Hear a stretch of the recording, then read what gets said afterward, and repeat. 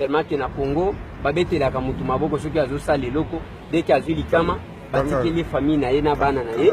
Bon, est-ce que na minute oyo ba Congolais bazala lisu l'espoir ya pour revoir Jean-Pierre Bemba ou bien ezande baye babakisi finalement il y a eu carrière ici na nengo il va rendre jugement le loko comprendre que babakisi ils sont condamnés à un an.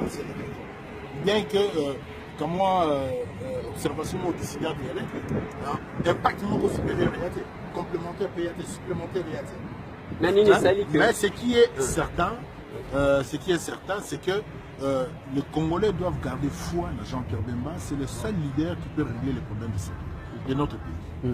Mais qu'est-ce qui fait que Nakati Wanaba Senga Jean-Pierre Bemba 300 000 bamsusu ba 30 000 les akolobaki oyo azana la rebelle to senga yebele oyo ya muke to senga ye muke wana ali discrétion ya ba juge ba lobby ndenge ba koyi koloba mais appel les osalama appel et akana effet au babenga ba suspensif ça veut dire que il y a la suspension jusqu'à ce qu'on va rendre jugement ya deuxième degré compréhension madame ya moi.